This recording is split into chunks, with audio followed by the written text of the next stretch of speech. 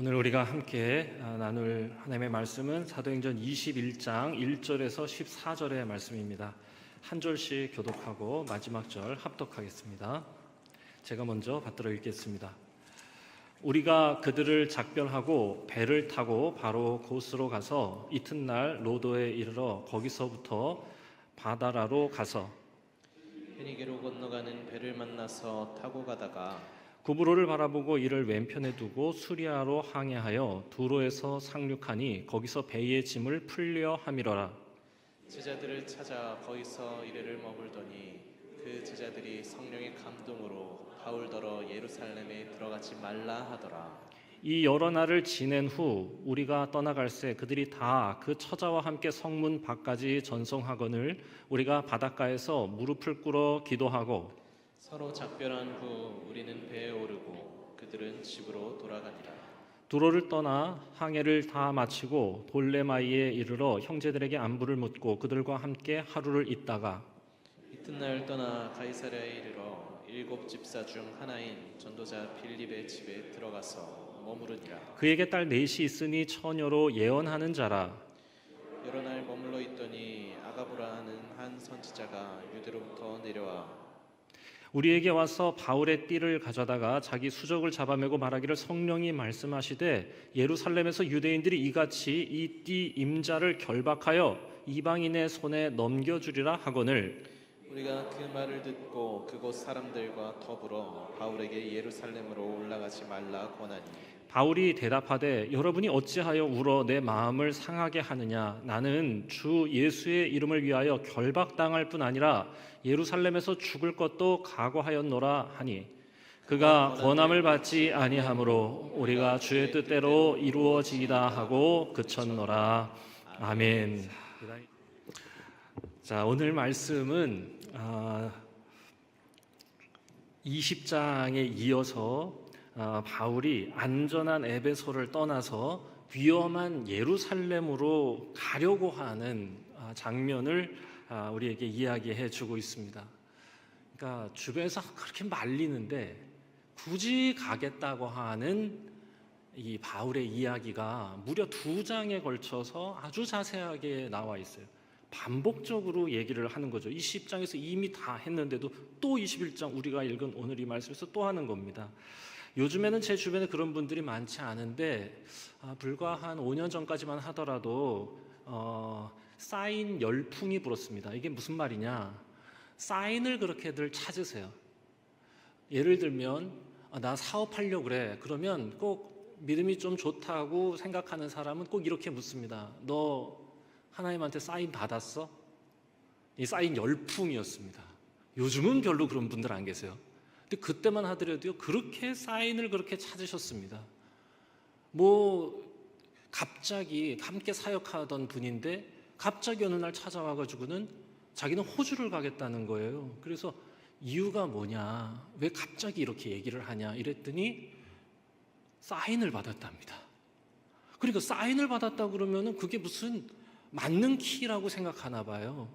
그래서 하나님이 사인 주셔서 저는 호주를 가야 된다고 얘기하시는 분도 계셨고요.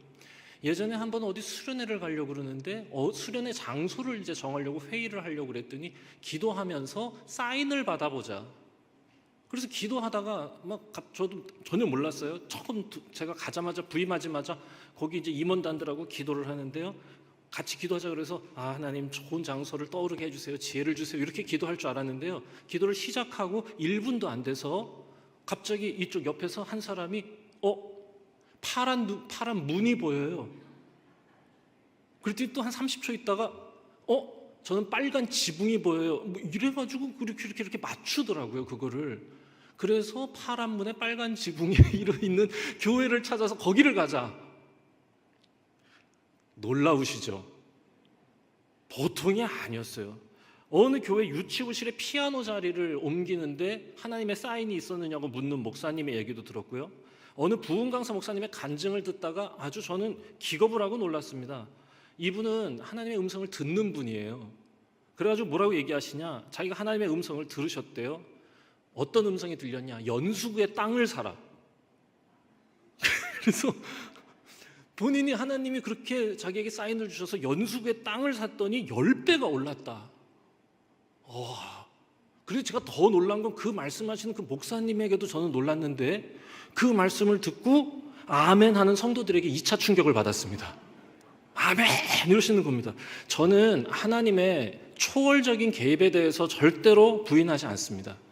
하나님은 우리의 삶이 우리의 계획대로 가지 않고 하나님의 인도하심대로 움직인다고 하는 것을 날마다 우리에게 경험시켜 주시는 분이기 때문에 하나님은 초월적으로 개입하세요. 하지만 굳이 이런 얘기에 하나님을 거론하는 게 저는 불편합니다. 땅을 사는데 하나님의 사인이 있어야 돼서 그래서 부자가 됐다는 얘기는 저는 불편합니다. 하나님께서 주신 사인이 있지요. 하지만 그거보다 더 중요한 게 있다는 말씀을 오늘 우리가 읽은 이 사도행전 21장을 통해서 우리에게 들려주고 계신 겁니다. 바울이 긴 전도 여행을 마치고 예루살렘으로 갈 계획을 세웠습니다. 이미 마음을 먹었어요. 왜 바울이 가려고 하는 거냐?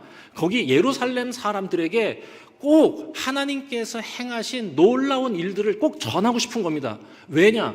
예루살렘에 있던 유대인들은 편견으로 가득했어요. 하나님은 우리 유대인들을 구원하신다고 하는 편견이요. 그런데 하나님께서 이방인들에게도 동일한 역사를 하시고 예수 그리스도의 그 십자가의 은혜 가운데에 이방인들도 다 하나님께로 돌아와서 놀라운 부흥과 역사가 있다는 것을 예루살렘에 꼭 전하고 싶었어요. 그래서 모든 담을 허무시는 하나님의 그 은혜를 그들에게 전해서 모두가 다 같이 하나님의 이 구원 역사에 기뻐하기를 바란 겁니다. 그리고는 이 마음을 성령님이 주셨다고 이야기해요. 우리 지난주에 20장 22절에 보면 보라 이제 나는 성령에 매여 예루살렘으로 가는데 거기서 무슨 일을 당하는지는 내가 잘 모른다. 그렇지만 하나님께서 나에게 이 마음을 주셨다 그래요. 그런데 성령님이 또 한 가지를 가르쳐 주셨다고 바울이 얘기합니다. 뭐라고 얘기를 하냐? 오직 성령이 20장 23절을 보니까 각 성에서 내게 증언하여 성령님 말씀하시는 거예요. 결박과 환난이 나를 기다린다고 하신다. 사인이 안 좋아. 일단 우리 성령님은 가지 말라고 하셔요. 한편으로는 예루살렘에 갈 마음을 주시고 한편으로는 가면 고생할 거라고 가르쳐 주셨다는 거예요. 여러분 바울이 얼마나 고민이 됐겠어요. 고민이 엄청 되죠. 게다가 바울만 그걸 느낀 게 아니었습니다. 각 성에서 만나는 사람들이 다 각각 사람들이 다 얘기를 해요. 계속 말려요. 오늘 말씀인 21장에 보니까 예루살렘으로 가던 길에 두로항에 잠깐 들렸을 때 뭐라고 그래요? 21장 4절 그 제자들이 성령의 감동으로 뭐라고 얘기하시냐? 예루살렘에 들어가지 말라고 하는 겁니다. 그러니까 거기서도 말려요. 21장 10절에서 12절 여기 보면은 이동을 해가지고 이미 이제 이스라엘 땅에 도착했는데 빌립 집사 집에 머물 때 예루살렘에서 아가보라고 하는 선지자가 왔다. 아주 구체적으로 지명을 하죠. 근데 이 사람은 바울의 허리띠를 이렇게 풀르더니 자기한테 막 이렇게 묶고 팔을 묶고 막 이래가지고 막 못 움직이는 퍼포먼스를 막 보여줘요. 그런 다음에 뭐라고 하냐? 가지 마. 가면 이렇게 되는 거야. 왜냐? 다 알았어요. 당시에 유대인들이 바울을 미워한 유대인들이 예루살렘에서 이 바울을 죽이려고 암살조를 조직해가지고 기다리고 있다는 건 온 동네 소문이 다 난 거였거든요. 가지 말라는 겁니다. 사인이 안 좋아요. 이거 어떻게 하면 좋을까? 그런데요, 바울이 지금 이 상황을 어떻게 해석하냐?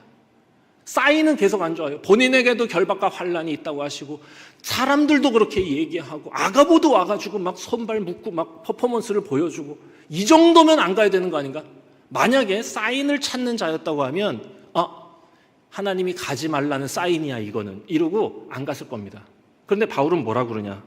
지난주 말씀입니다. 20장 24절 나의 달려갈 길과 내 주 예수께 받은 사명 곧 하나님의 은혜의 복음을 증언하는 일을 마치려 하면은 나의 생명조차 조금도 귀한 것으로 여기지 아니하노라. 아니 사인은 계속 가지 말라는데 바울은 굳이 그 사인을 거부하고 자기는 가겠답니다. 죽음도 마다하지 않겠답니다. 단호해요. 가겠대요. 사인이나 음성에 집착하는 자였다면 바울이 그리고 그게 정말로 신앙적인 일이라고 한다면 바울은 지금 아주 불경스러운 일을 하는 거 아닙니까? 하나님이 그렇게까지 사인을 보여주시고 음성을 들려주시는데 자꾸 자기가 고집하면서 가려고 하는 거잖아요. 하지만 이 바울 확고합니다. 바울의 이런 경고에도 혼동하지 않아요. 오히려 그건 자기에게 아무것도 아니라고 말합니다. 하나님이 나를 통해 시작하신 일이 있는데 내가 그것을 마쳐야 한다. 그리고 이 일은 세상의 그 어떤 것도, 죽음도, 사망도, 환난도, 가난도 절대로 막을 수 없다 라고 고백하는 거예요. 그러면서 아가보가 와가지고 막 이러고 주변의 성도들이 막 다리 붙들고 막 울면서 말릴 때 오늘 말씀 13절 바울이 대답하되 여러분 어찌하여 울어 내 마음을 상하게 하십니까? 저는 주 예수의 이름을 위해서 결박당하는 것 정도가 아니라 예루살렘에서 죽을 것도 가고 있습니다. 너무 감동적입니다. 너무 감동적입니다. 물론 오늘 예배하는 우리 중앙의 모든 성도들이 이와 같아야 한다고 말씀드리는 건 아닙니다. 죽음까지도 각오해라라고 말씀드리고 싶지 않아요. 그런 의미가 아니라 저였다면 분명 갈등하고 주저하고 망설이고 흔들렸을 거예요. 이 정도 사인이 있으면. 그래도 사인 따라가면 안 됩니다. 절대로 안 됩니다. 라고 오늘 말씀이 가르쳐 주는 거예요. 왜냐하면 세 가지 이유가 있어요. 첫 번째, 우리는 불완전합니다. 너무 불완전해서 하나님이 주신 자유를 아름답게 활용할 능력도 안 돼요. 하나님은 우리에게 자유를 주셨잖아요. 선택할 수 있는 자유를 주셨어요. 그런데 우리에게 주신 이 무한의 자유가 온전하게 하나님께 영광 돌리고 주 뜻대로 살아가는 일에 쓰여지기에도 우리의 능력은 턱없이 부족합니다. 그래서 인생은 자신의 부족함 때문에 두렵고 흔들리고 갈등하고 염려하는 거예요. 그 염려와 두려움 때문에 사인이라도 받고 싶어 하는 인간의 그 감정은 이해합니다만 그래도 그러면 안 돼요. 왜냐하면 사인 찾는 게 버릇이 되면 신앙으로 포장해서 점치는 사람이 될 가능성이 매우 높기 때문에 그렇습니다. 우리는 불완전하다니까요. 그래서 정말로 하나님께 그걸 구하고 사인 좀 보여달라고 도대체 제가 종로의 아파트를 사야 할지 은평구의 아파트를 사야 할지 모르겠습니다. 너무 두렵습니다. 그 마음은 이해해요. 그런데 처음에는 진짜 하나님 의지하는 마음으로 기도했다가 사인이 계속 그거 사인 찾아가지고 이렇게 하다가 혹여라도 그게 성공이라도 하죠. 그 뒤부터는요 계속 점치는 사람이 되는 거예요. 실제로 아마 다 기억하실 겁니다. 한 20여 년 전만 하더라도 교회에 점치는 사람들 꽤 많았습니다. 그리고 그런 사람들이 꽤 용하다고 그러고 신령하다고 그랬어요. 그리고 그게 뭐냐 그랬더니 성령점이랍니다. 큰일 날 사람이죠. 최근에 무속에 빠진 누군가의 배후에 있던 분, 제가 아는 모교의 권사님입니다. 여기까지 하겠습니다. 더 말을 하지 않겠습니다. 둘째, 사인을 따라가면 안 되는 두 번째 이유는 뭐냐? 결국에 사인을 따라가다 보면 자신의 뜻의 사인을 끼워 맞추기 시작합니다. 신학교에서 전설처럼 전해지는 얘기가 있습니다. 요즘은 그렇지 않은데 제가 신학교에 다닐 때만 하더라도요 목사가 꽤 좋은 신랑감이었거든요. 왜 웃으세요? 맞아요. 웃으시는 게 당연해요.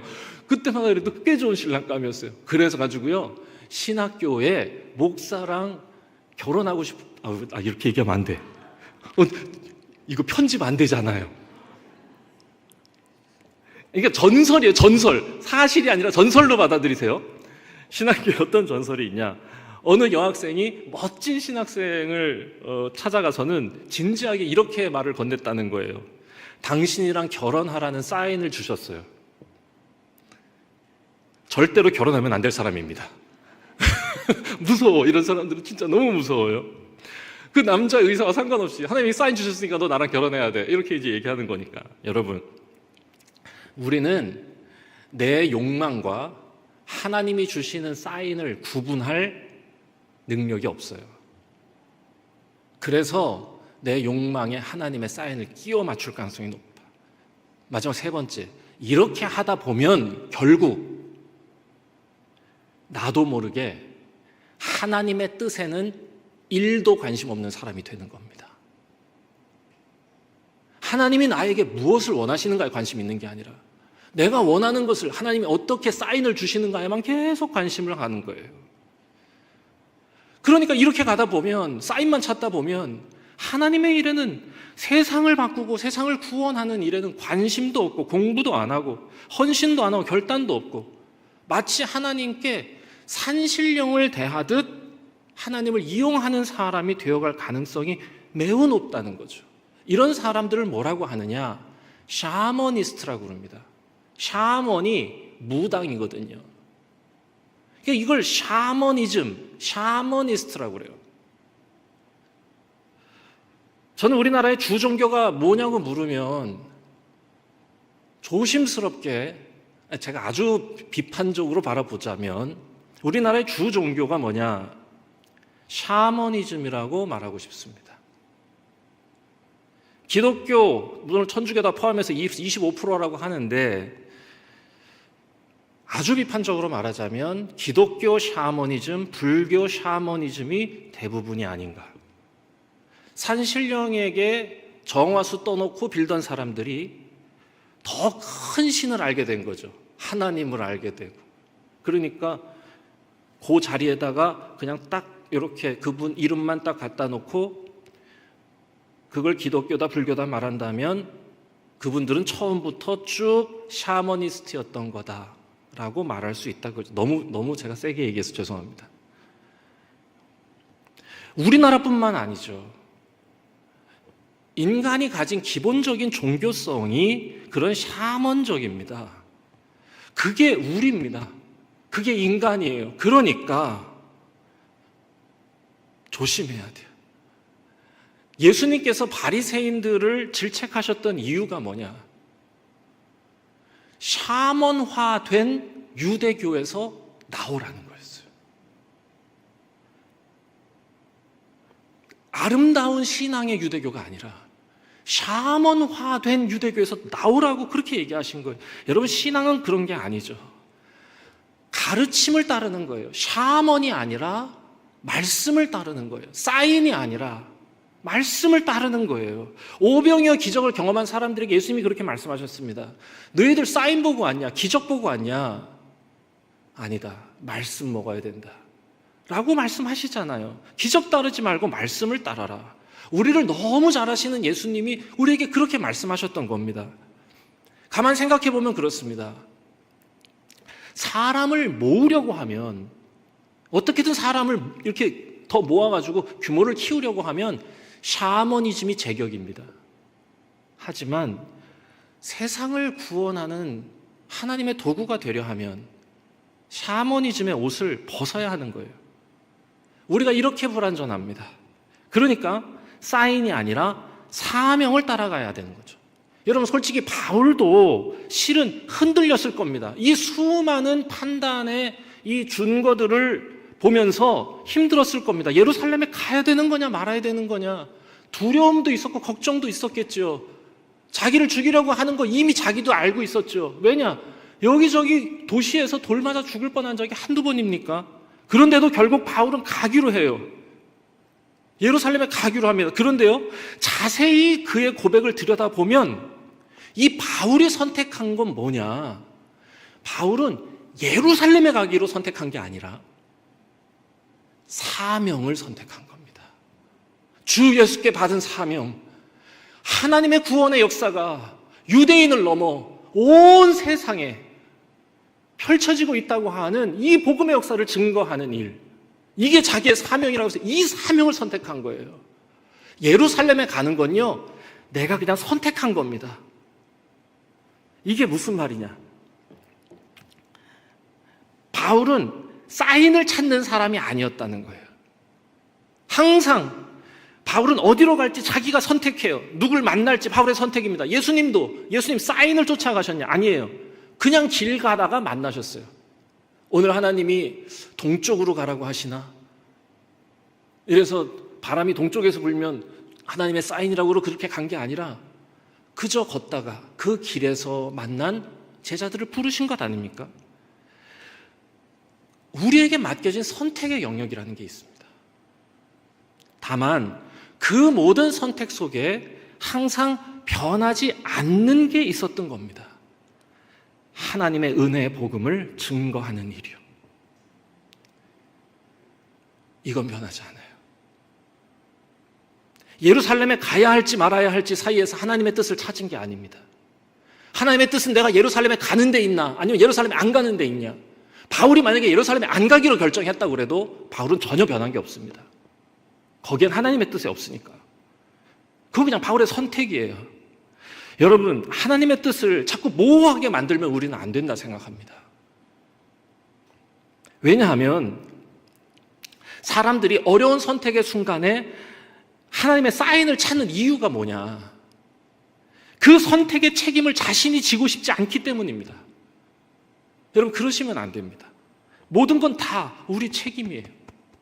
내 책임입니다. 그리고 우리의 몫은 뭐냐? 우리 신앙의 영역은 뭐냐? 우리가 선택한, 이 부족한 우리가 하나님께서 주신 지성과 이성과 경험을 가지고 선택한 이것이 하나님 앞에 부끄럽지 않게 하는 게 우리의 사명이고 의무입니다. 무엇을 선택하건 바뀌지 말아야 할, 변하지 말아야 할 하나님께서 맡겨주신 사명이 있다는 걸 깨닫는 거. 바울이 지금 이걸 하고 있는 겁니다. 하나님의 뜻은 짜장면을 먹을지 짬뽕을 먹을지가 아니지 않습니까? 그건 우리의 자유의 영역이죠. 무엇을 입을지, 무엇을 마실지, 무엇을 먹을지, 물론 하나님을 위해 입을 수도 있고 하나님을 위해 먹을 수도 있고 하나님을 위해 마실 수도 있어요. 하지만 그건 엄격히 말하면 우리 자유의 영역이에요.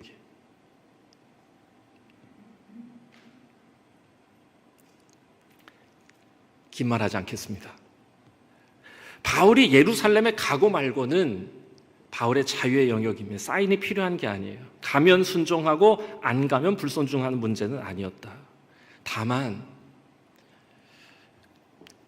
예루살렘에 있는 유대인들에게 하나님의 구원의 이야기가 이방인 가운데서도 역사하고 계시다는 걸 너무 알려주고 싶은 열망으로 가득했던 것.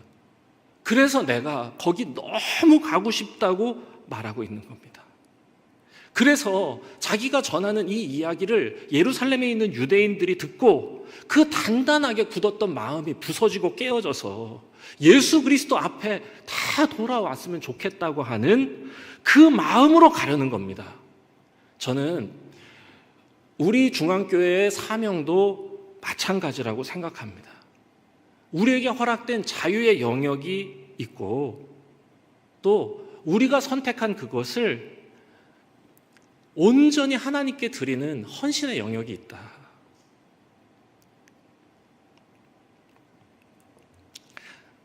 조금 어려운 얘기를 드리려고 그럽니다. 저는 말씀을 이렇게 묵상하면서 3년 전, 정확히 말하면 훨씬 더 오래 전이죠. 5년 전 담임 목사님과 함께 이야기를 나누면서 중앙교회와 배화교회의 통합의 과정을 고민하고 기도하던 때가 생각이 났습니다. 주변에서 많이 말렸습니다. 담임 목사님도 아마 많은 얘기를 들으셨을 거고 저도 많은 얘기를 들었습니다. 거기 가면 환난과 결박이 기다린다 하시나 그런 얘기들이 여기저기서 들려오고 걱정도 되죠. 솔직히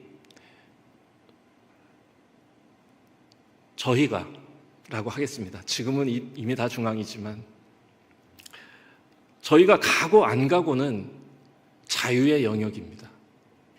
중앙교회가 배화를 받고 안 받고는 자유의 영역입니다. 우리가 그걸 사인이 있어서 이렇게 하려는 게 아니라 맡겨주신 사명 때문에, 그 뜨거운 가슴 때문에 결정한 일이지 않습니까? 우리가 함께 선택한 일이고 우리가 책임져야 할 일이다. 그리고 그렇게 마음을 모아 기도하면서 선택했으면 하나님 앞에서 이 선택이 부끄러운 선택이 되지 않도록 최선을 다하여 하나님 앞에서 주의 은혜를 구하면서 이 일을 일구어 가는 게 우리가 할 일이라고 생각했습니다. 벌써 중앙교회와 배학교회가 통합한 지 3년이 다 되어 갑니다. 저희를 가족으로 받아주시고 예뻐해 주시는 분들이 많이 계십니다. 하지만 여전히 저희를 경계하시고 불편해하시는 분들도 있다고 들었습니다. 괜찮습니다. 조금 더 시간이 필요하겠다 생각합니다. 배화와 중앙이 함께하는 일, 그래서 배화 안에서도 진지한 논의가 있었습니다. 가고 안 가고는 자유의 영역이고 우리가 책임져야 할 영역이 있다, 이렇게 계속 얘기했어요. 다만 계속 얘기한 건, 만약 우리가 어떤 결정을 하든 우리의 결정을 후회하지 말고 그 결정이, 그 선택이 하나님 앞에서 절대로 부끄러운 선택이 되지 않도록 우리 꼭 그렇게 하자고 기도하고 다짐했습니다.